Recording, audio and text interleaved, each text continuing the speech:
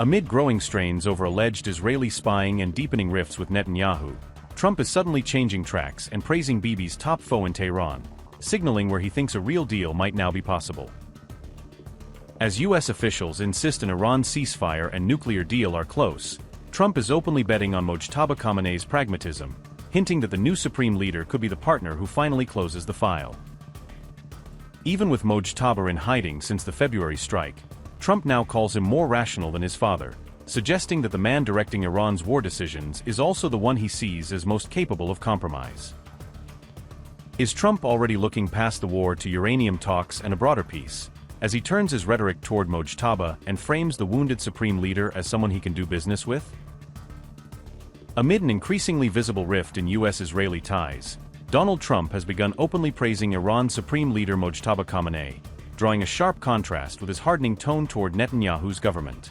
On June 7, Trump told an American Sunday show audience that Mojtaba is more rational than his late father, a striking line for a U.S. president talking about the head of a longtime adversary. The comments came during an interview with NBC's Meet the Press, giving them maximum visibility at a moment when Washington is selling its case for a new Iran deal. Trump noted that the Iranian leader is pretty badly injured after the February strike, yet still deeply engaged in war and ceasefire decisions, casting him as both vulnerable and central. He even said there is a certain bravery there, praising Mojtaba for continuing to lead despite serious wounds, language that sounds more like reluctant respect than simple demonization. Trump said, and I quote, "Younger. I think more rational. Injured. He's pretty badly injured. So there's a certain bravery there.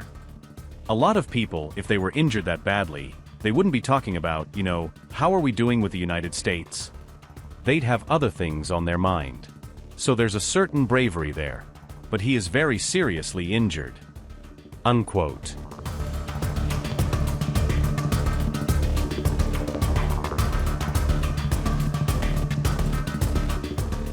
Trump has claimed there is a good probability he knows Mojtaba's current location, hinting that U.S. intelligence has a clearer picture of the supreme leader's movements than Tehran might like to admit. However, he refused to say whether the Iranian leader remains inside the country, leaving open the question of whether Mojtaba is directing events from within Iran or from a more secure location abroad. Trump also declined to reveal which intelligence sources underpin his assessment, a refusal that immediately triggered speculation about how far U.S. surveillance of Iran's leadership now reaches. Mojtaba himself has not appeared publicly since the February 28 U.S.-Israeli strike that killed Ali Khamenei, feeding rumors about his health, whereabouts, and day-to-day grip on power. Various reports say the new supreme leader was wounded during that same attack, a detail Trump echoed when describing him as very seriously injured. Trump argues that Mojtaba's continued involvement in war and negotiation decisions shows a degree of personal resolve, the kind of quality he believes can be leveraged at the bargaining table. All these comments landed just as Washington claimed a nuclear agreement is now very close, suggesting that, in Trump's mind, talking up Mojtaba's rationality is part of preparing public opinion for a deal.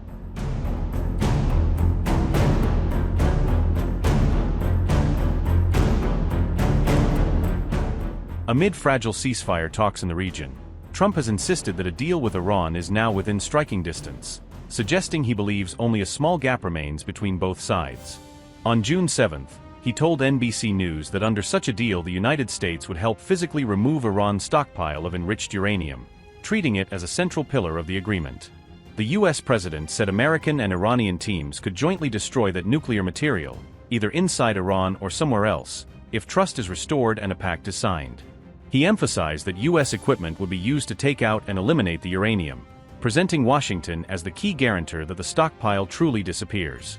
But if talks fail, Trump warned the U.S. would strike Iran's military very harshly, making clear he sees a military option as the fallback if diplomacy does not deliver. He added that, in that scenario, American forces would remove the nuclear material without Iran's cooperation, suggesting a forced cleanup after a major operation. Trump also claimed that U.S. space-based surveillance can closely track activity at Iranian sites, boasting that American cameras can monitor movement around sensitive facilities almost in real time. Trump said, and I quote, "If we make a deal that now we're friendly, we'll all go together. It'll be our equipment. We'll take it out and destroy it, whether it's on site or whether we take it off site. And we will go with them, or without them." But we won't have people shooting at us, okay? Now, if we don't make a deal, then we're going to take them out militarily very harshly. And we'll wait till we do that before we go, in which case we'll have safety either way. You know, we have cameras on it, all over it. If anybody walked there, if you walked over there, I would be able to read your first name on your lapel." Unquote.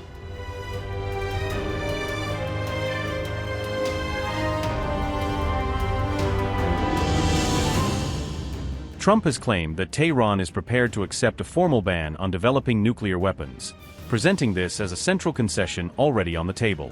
However, he now wants the pact to go further and explicitly ban Iran from buying or otherwise acquiring nuclear weapons from any outside source, closing what he sees as a loophole.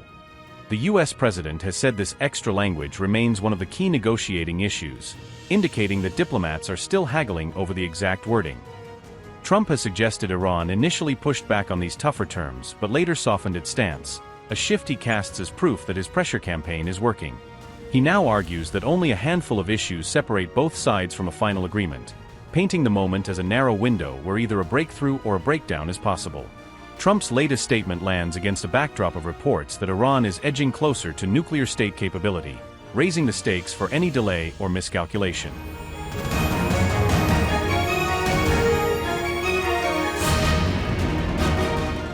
Former intelligence analyst Larry Johnson has publicly asserted that Iran is approaching a point at which it may formally declare itself a nuclear power, a development he says could upend regional stability and global non-proliferation efforts.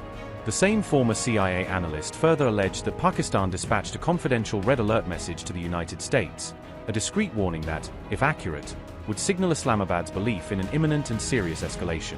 He added that Ishaq Dar personally delivered that urgent message to America's Secretary of State Marco Rubio in May 2026, implying direct, high-level communication between Pakistani officials and senior U.S. lawmakers. However, Pakistani authorities have denied these accounts, insisting they did not share any classified nuclear intelligence with Washington or any other party.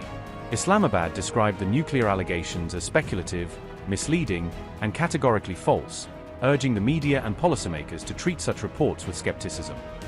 Johnson also claimed that Masoud Pezeshkian had briefed Pakistani Prime Minister Shahbaz Sharif about Iran's nuclear status, suggesting the information circulated at very senior political levels. Veteran geopolitical commentator Pepe Escobar echoed similar concerns, warning publicly that Iran might be preparing to carry out a nuclear test to demonstrate its capabilities. Escobar went so far as to propose that Tehran could attempt to prove its nuclear capability with a controlled domestic explosion, a tactic he said would serve as a dramatic signal to the world. Johnson argued that recent shifts in U.S. rhetoric toward Iran are not coincidental but are instead connected to perceived advances in Tehran's nuclear program, prompting Washington to sharpen its public posture. He further claimed that tensions between the United States and Israeli Prime Minister Benjamin Netanyahu intensified after the alleged intelligence reached Washington, complicating already fraught alliances. Johnson maintained that Iran deliberately used an unsecured telephone call as a signaling mechanism, a risky move he interpreted as intentional messaging rather than accidental exposure. According to Johnson, Tehran knowingly took the risk of having that call intercepted by Western intelligence agencies, suggesting the regime wanted any eavesdroppers to hear the message.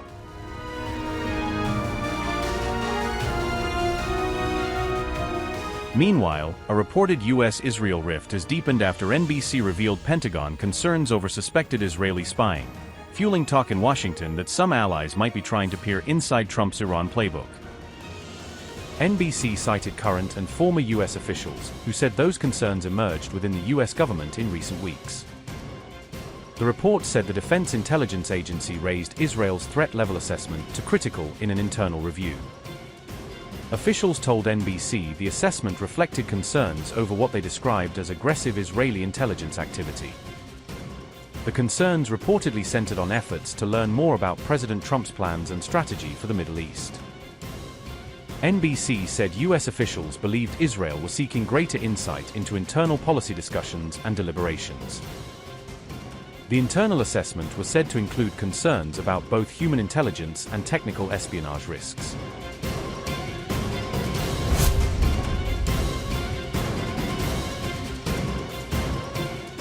Israel's embassy in Washington rejected the claims and described the allegations as completely false. Israeli embassy spokesperson said, and I quote, Israel does not gather intelligence on American entities, let alone U.S. government officials. Israel intelligence collection efforts aimed at its enemies, not its allies. Any claims to the contrary are either misinformed or politically motivated." Unquote. The White House also pushed back against the report, saying it was based on information it considered inaccurate. The Pentagon declined to comment publicly, while the Office of the Director of National Intelligence did not address the report. NBC said U.S. officials viewed the alleged activity as extending beyond what is typically expected between allied nations.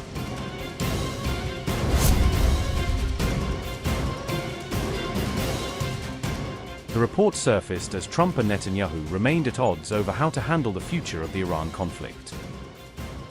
Trump has continued to pursue diplomatic engagement with Tehran, while Israel has favored a more hardline approach.